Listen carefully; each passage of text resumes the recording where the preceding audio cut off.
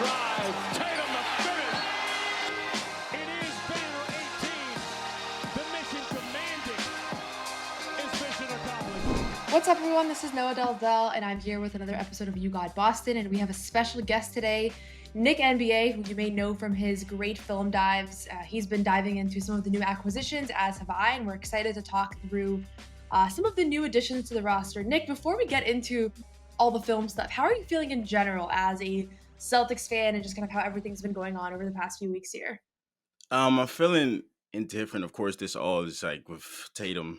You know, his injury starts a very a very sad point. But Yeah. we have a lot of turnover. Of course, losing Kornet, which hurts my soul deeply. But him and with Tatum, it's a different time than the last like 10 years. Yeah, interesting as a positive way to put it. I think fans have been pretty down over the last Yeah. week. If you think about it, 10 days ago, Drew Holiday, Porzingis, Mhm. Luke, Al, they're all still on the roster, or at least there's hope that they'll still be on the roster. And then obviously everything starts with the Drew Holiday trade, which I feel like people handled well because there was a nice return. Like you get some picks back, you get a young player back or a younger player back.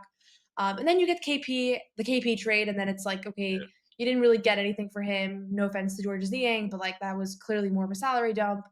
And then Luke walks, and now it's looking like Al's gonna walk too, which that one's gonna hit me Oh my personally God. because I feel like Al embodies this era of Celtics basketball. I'm sure some people feel like that's dramatic, but he really does in a lot No, of he ways. does. And then now we're talking about, you've lost four guys out of your 8, 9 man rotation and maybe more. We'll see. So it's a little bit of a tough week, which is why I figured we've done a lot of like the obituaries for this era, and I've written some dramatic stuff, and I'll probably write some more dramatic stuff. But I figured why not also talk about all the new faces that are coming in. And this kind of reminds me of like that Chris Humphries photo, the one where they're holding the jerseys and it's clear Oh that the Celtics. yeah, Yeah, and it's like, okay, like how many of these guys will we be talking about in even 5 years and being like, I yeah. remember when Luka Garza was on the Celtics, or remember when they had the three rookies, and so I'm sure some of these guys will not pan out, just the expectation set. But there's 5 new additions on the roster right now. The 3 draft picks: Hugo Gonzalez, who was drafted 28th; Amari Williams, who was drafted 46th; Max Shulga, who was drafted 57th; and then over the last day and a half here, 2 new additions via free agency, both on a minimum contract from the Minnesota Timberwolves: Luka Garza and Josh Minott. Hopefully, I'm pronouncing his last name right. As I mentioned, I watched 5 different pronunciations of how to say that. So those are the 5 guys, and we're going to get into a little bit of each of those. But just off the jump, who are you most excited about to see as a Celtic next year? I'm gonna go Amari because it's just his skill set. Like the passing is insane for a 7 footer guy. Like he was in the 99 percentile in free throw rate, assist percentage, defensive rebound percentage, and he was in the 87 percentile in block percentage. So a guy that can really pass his ass off. He can get some rebounds. He's a great screener. He's strong. He can drive. So I think his role is simple. And I think the things in Kentucky, he can translate that to here pretty easily. Of course, so yeah, his touch, if he's not dunking, is a problem. But I think he won't be taking a lot of shots where he's not on this team. So yeah, I'm most excited about Amari. How about you?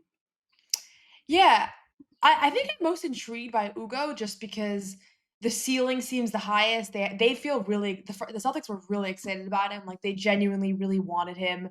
Right. I have such a hard time evaluating these overseas prospects. Like when I was doing some scouting before the draft, I was like, okay, we're comparing guys that were basically like National Player of the Year candidates to guys who literally have not ever played on the court in a EuroLeague game. Like, how am I supposed to evaluate that? And that's why there are people that do that full time, and I'm not one of those people. But Yeah. so he was not on my radar going into the draft. He was on the list of Mm. prospects that a couple different people had given me. I think I had Kevin O'Connor on this show a couple weeks ago, and he was like, "Oh yeah, Hugo Gonzalez, like keep your eye out for him." And I was like, "What am I supposed to look at? Like he doesn't even play." And I watched your film breakdown, and you were looking at some of the stuff from even before last year, which I think is kind of what you have to do, right, to get Yeah. a better sense of his full scope. But I'm just excited about him because it seems like there's the highest upside there. To your Yeah. point about Amari Williams, who, just to contextualize here, he's 23 years old, 6'11" center out of Kentucky. Before that, he spent 4 years at Drexel. He'll be on a 2-way contract this year. And I think everybody's talking about the passing as his big NBA skill, which if you're going to be a second round NBA player or like one of these guys that's like fringe NBA, you have to have one skill set that is like an NBA level skill that is your strength. And I think sometimes you see these guys in March Madness, and I'm like, okay, that's a good player. Like, I wonder if he'll make it in the NBA. And then he doesn't because he doesn't have that thing that is Yeah. worth kind of fighting for. So his is the passing. When we're talking about the fact that he can't really shoot, I know Luke Kornet can't shoot threes. Like in theory, he has before, and I watched him shoot around in practice, and he actually can make them at a pretty good clip. But Yeah. he wasn't used as a shooter. Mhm. He was used more of that connector piece. Could you see Amari eventually, in a best case scenario, playing that Luke Kornet role? Of course, and I'm glad he went to us because the Celtics do a great job of spacing guys who can't shoot. You know what I'm saying? So, off the ball, Luke, his role, like he was just so perfect for that role. Like his Yeah. screening, the hard screens, the step up screens with a Tatum, and he could just shoot the pull ups so easily. It was great. Yeah, his passing and his cutting also from the top of the key or from the slot was great. So I wish Amari had him to pick from like Yeah. as he was here. Yeah, I think the Celtics can. And again, like with Tatum, with Brown, like those guys can really, really score. So if they send like two and Amari is like in a short row, he's gonna dominate. So Okay. I think that's gonna be great. So yeah, I do think he can play that same type of role. That's yeah, and I think that would be the hope, right? Because you have him on a two-way. Like the thing that sucks about the CBA and just the life cycle of the way like NBA roster building works is you finally develop Sam Hauser to be the guy that you want on Yeah. the floor to be a two-way, 3 and D guy, emphasis on the three. But and then you can't keep him, right? And I Yeah. don't know if Sam Hauser is going to finish his contract in Boston, but they're already thinking about like who can be the next Sam Hauser, right? Luke Kornet, he's at the point where now you want him to be like one of your key rotation players and you can't afford him anymore. So that's what sucks. And that's why young talent matters and why you're seeing Oklahoma City just won a championship with one of their best players on a rookie contract still, right? Like you kind of need that. And so a lot of this is just about finding the next Sam Hauser, finding the next Luke Kornet. Like even though those are not star players, but it's like rotation players that you could probably get for cheaper for the next few years if you have to, which I hate that that's the way that it is because I Yeah. want Luke Kornet to retire a Celtic and I want Sam Hauser to retire a Celtic and I want Al Horford to stay here, but it's just not the way that the apron situation works. Which I don't know how much you follow that stuff. I know you're a film guy. Do you keep up with like the penalties and the luxury taxes and all that, or do you try to just focus on the basketball? I be trying to, but it's just so much shit involved with it. So like Yeah, I've I I took a chance at the CBA PDF thing that's like 300 pages or something. I got to like page 12 and I was like, yeah, this is not for me. So uh yeah, most of my stuff comes from Bobby Marks and stuff. So yeah. if he posts then I'll, you know what I'm saying? But other than that, nah, I just stick to watching basketball. That's the way to do it, honestly. I just read the summaries. I've scanned through Yeah. the CBA, but it's so thick. Like, so you can just see like what the main penalties are, and Mhm. I think the thing is, it's just the CBA, and then it's also the luxury taxes, which Yeah. maybe are even more of the thing. Everybody likes to talk about the basketball penalties. I don't think owners want to pay 4 times on the dollar for a contract, which is what ends up happening when you're in the luxury tax year after year. So, Mario Williams, you're excited about. You think that of the five guys, he has the potential that you kind of can see coming into fruition the most. I will say, I was when they had the number 32 pick. We were on a live stream and I was thinking, okay, they really need a backup big because I don't know what's going to happen with Luke and Al. They already traded Porzingis. Um, I don't know about Nemi Ishketa. Like I'm excited about him, but he really hasn't gotten many opportunities in Boston. So Yeah. hard to say what the ceiling is there. But I was like, okay, who are the guys that are available at the number 32 spot? Kalkbrenner was still available. Yep. Raynaud was available. Rasheer Mhm. Fleming, who I know is more of a power forward, but there were options. Was there somebody that you were like, that's the guy I want them to pick, and then they make the trade, obviously, and they move down? But was there a big that you were like, this is the guy that's gonna solve their backup big conundrum right now? And then obviously they didn't select anybody. Yeah, it was Fleming, it was Kalkbrenner, and it was Reno. Reno ended up going to like 43, so it was close to us. But yeah, it was Kalkbrenner. I didn't like I loved Amari before the draft too, but 32 would have been a little bit too high. So I see why they you know what I'm saying, why they Why traded they him. traded him? Yeah. Because I was thinking when they made that trade, I was thinking like maybe they're not that excited about any of these players. And therefore, they're like, you can go grab Brian Kalkbrenner. We don't actually value him more than an Amari Williams by much. Yeah. So will make the trade down anyways. Like I know, we had the same couple names like floating around in the media world Mm. around like backup bigs, but it's possible Celtics just weren't that excited about any of them, so they make this move. They acquire 2 future second round picks as well, and they acquired the 57th pick, which they go and draft Max Shulga, who to me seems like I don't want to say a worse version of like a Sam Hauser type, but he's not quite the shooter, and he seems a little bit more limited athletically. But what was your conclusion from watching Max Shulga, who is, just for context for viewers, he's a 6'5" guard, and he comes out of VCU. Previously played at Utah State with Neemias Mhm. Queta, who we talked about yesterday. That's going to help him transition a Oh, little bit. But yeah. yeah, so it's a fun little thing. They got dinner together when he was working out with Boston a couple weeks ago, and now Queta told him it's going to be hard. It's going to be a hard rookie season. Mhm. I don't know if you know this, but Queta deals with a lot of criticism from Joe. He's probably like one of the players that Oh, Joe really? was the hardest on. Yeah, Queta's told us, Oh, Joe's shit. told us. So I think he was probably like, Max, like watch out, it's going to be Yeah. hard. But what do you think about Max Shulga? Yeah, I think Shoga is like a smaller, less productive shaman. Like on Mm, offense, they can score, but they're shooters. You know what I'm saying? Uh, yeah, they can pass. And Shoga for a 6'5" guard, he averaged 6 rebounds too. So I think Shoga has better hands defensively, but he's not like a defensive type of guy. You know what I'm saying? But at VCU, he was able to just roam, and it was kind of crazy. Like he would overcommit so much, but like he averaged about I think he averaged 2 steals the last year. So like he has the hands, he's smart, he can shoot, he can pass. So yeah, I do like him. Of course, it's the 57 pick, but I think he's cool.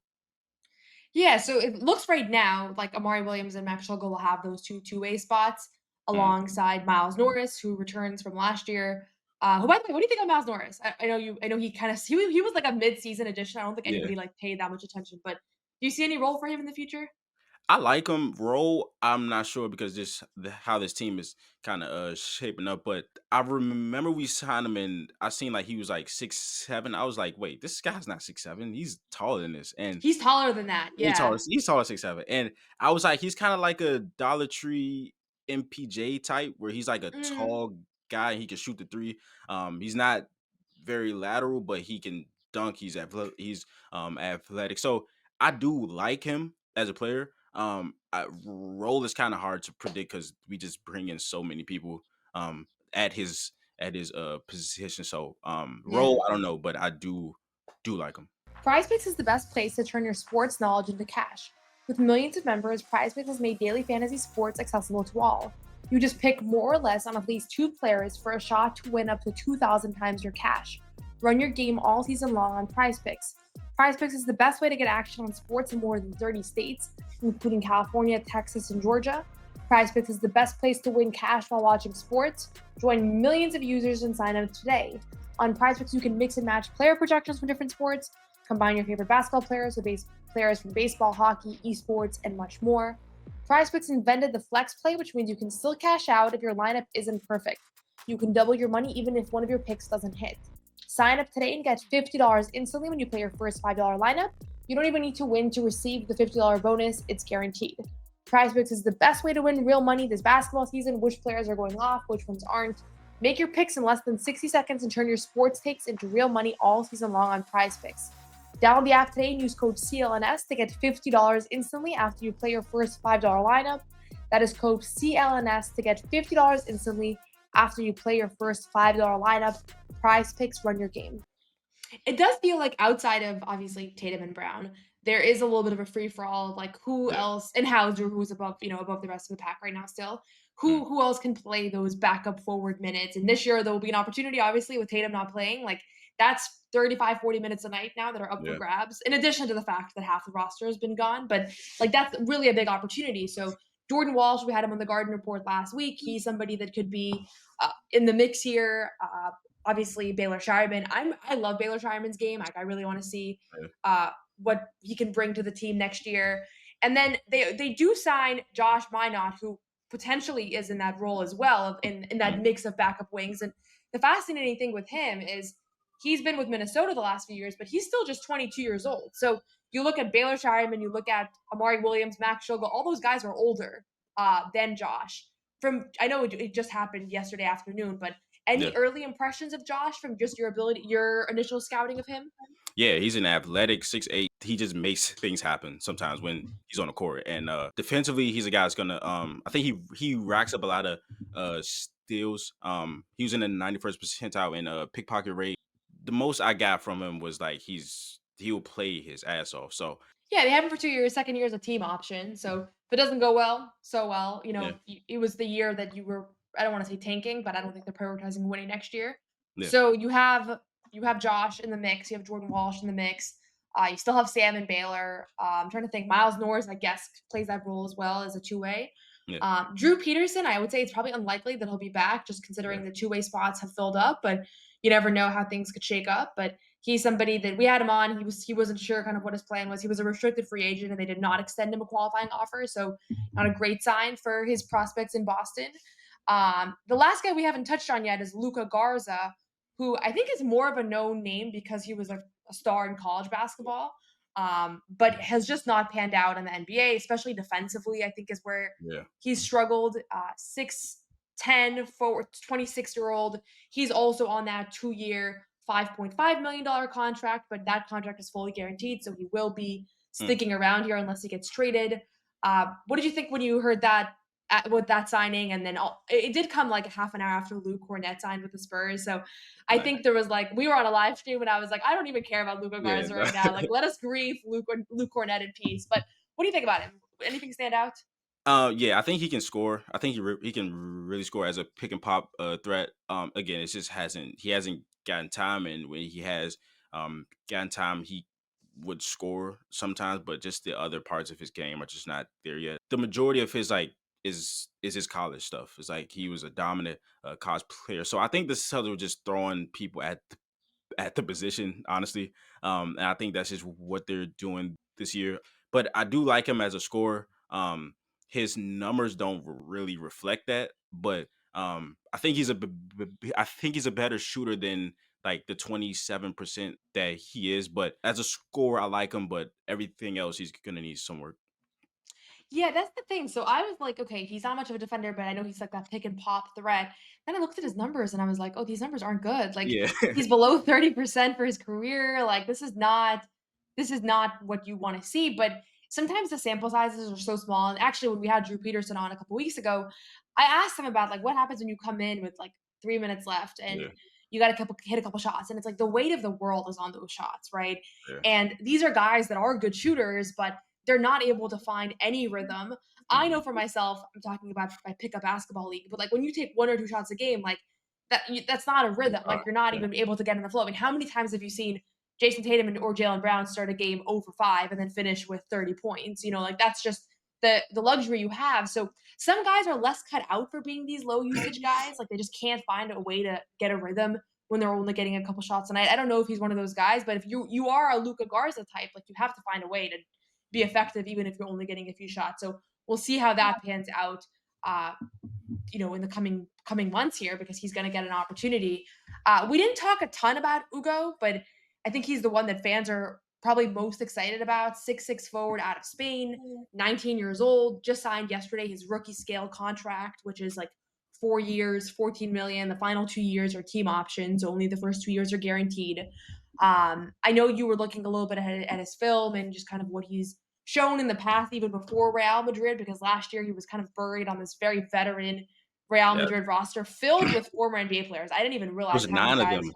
Yeah, 9 players and some pretty like well-known names like Serge Ibaka. I didn't even Yeah, realize he was still playing. So yeah.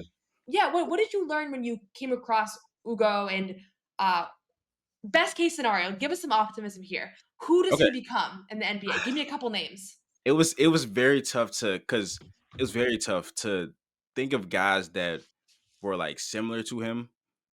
Because like I trust the shot, but the percentages, of course, and I do want to put like some context. Like he shot 20% last year, but again, as you just said, like he played so little time, and when he was coming in, he shot about 88 threes last year, and about like 15 were like low shot clock, and he's only Yeah, playing small amount. So if he averages like 1.3 threes and his three is a low shot clock one, it tanks everything. So um I wouldn't put too much on the percentages from last year. I do think his shot is cool, but as far as like comparisons, an energy wing that has driving potential.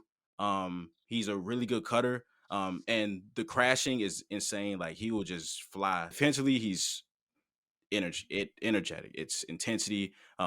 Shot blocking too. I think comparisons are just so hard for him because he's so young and I he know. needs to refine it. I thought of like if he can shoot, I thought of like a Kelly Oubre type because like he plays hard. He'll guard like 2 to 3 positions. I like him as a connector too, but like high end, I would say if the shot comes around like a Kelly Oubre type guy.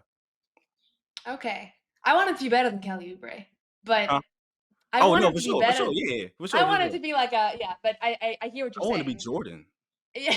And I think I like your point about the shot percentages because I think when draft night happened, that was one week ago, right? Today's Wednesday. So Mm, when his name was called, I think a lot of fans at home that are already kind of like, what the hell's going on here? Were like, who is this guy? And then they look up his stats and they're like, he averaged 5 points a game. ew, He yeah, can't shoot, and that's as much as they know. And obviously, the Celtics front office goes far beyond like the 80 shots that he took on the floor in Real Madrid. Not to mention the fact that a lot of times these are late game shots, which shout out to him for taking those because obviously those can duck your averages a little bit. But I'm he's glad confident. you looked a little bit underneath the surface to see what Yeah, his shooting potential could be. I know cutting is what Brad Stevens really emphasized when was asked, mm, at draft night, like, what do you like about this guy? And he said cutting, and I was like, I don't think I've ever heard anybody in the Celtics organization you reference cutting like that to the media. mm, And I think it's a little bit of a reflection of like they just watched the Pacers make it to the finals yes, with a roster that yes. maybe shouldn't have been there or maybe a little bit overachieved, but they have this offense that really is complete opposite of the Celtics in a lot of ways. And so I'm thinking next year, no Tatum. Obviously, you lost a lot of your gravitational pull. You don't have Drew Holiday, no Porzingis. Like you're not just going to be hunting mismatches anymore, which I think will actually be a nice change of pace for fans to watch at home because you might see a little bit more of that like classically pretty offense. I don't know how pretty it's going to be with the way the roster's shaping up, but Yeah. that's the idea, right? And Hugo, I should say, it's a sound age, Oh, yeah. can kind of, play into that. I've heard Christian Brown is a potential comparison for him, Mm, somebody that just plays with a lot of energy. Obviously, the shot is the big question there. So you mentioned Amari Williams, you're the most excited about. I think I polled the average fan, Hugo Gonzalez is the one that's just the most intriguing just yeah, because he was the first round pick. And we haven't seen a lot of first round picks, right? Like yeah. Baylor Schreiman's Brad Stevens' first guy.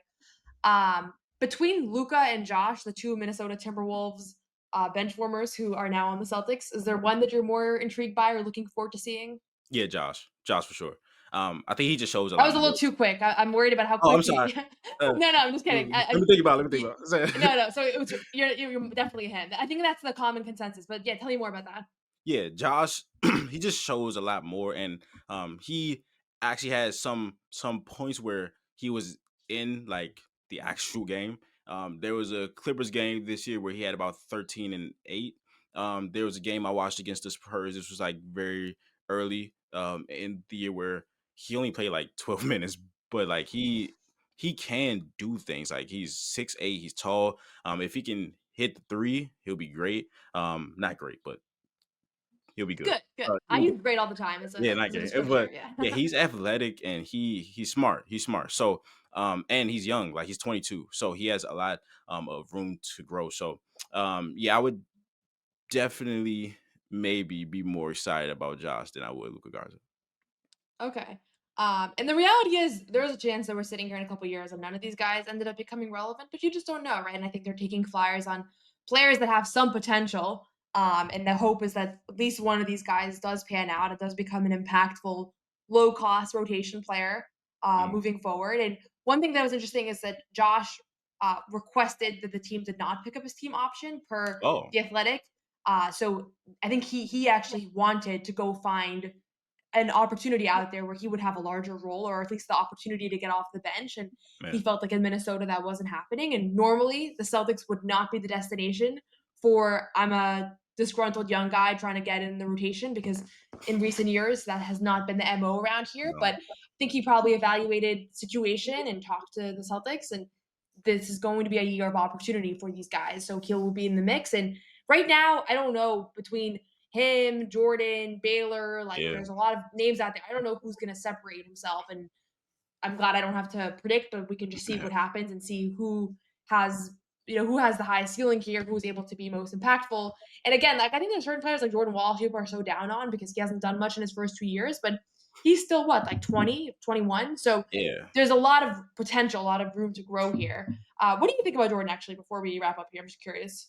I like Jordan Walsh a lot. And I think early on last year when he was like actually um getting some time, like he was actually pretty good. And then Shaman kind of just blossomed and took time Yeah.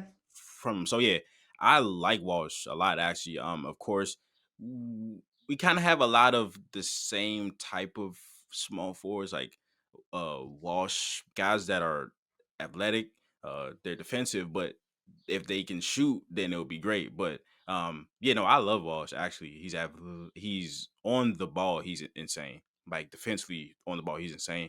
I think he has more passing upside, but again, it's just the swing skill is just can he hit threes? And that's the question for a lot of these guys. That's the Yeah, thing. Uh, that's what has made Sam Hauser sign a $40 million contract, right? Like when you can shoot in the NBA and you can be solid defensively, you can go very far. And I know fans are not excited about Georges Niang. I have never seen the Celtics world hate a new acquisition the way they've hated this guy. I think a lot of it is because he had that incident with Jalen Brown a couple years yeah, ago in game 7 where he grabbed his ankle as he was running back on defense from the 76ers bench. So I don't know how much of it is that. He's a little bit of a heel. Like I think he gets under opposing team skin. mm, But 39% career three-point shooter. There's a reason why he's stuck in the NBA so long.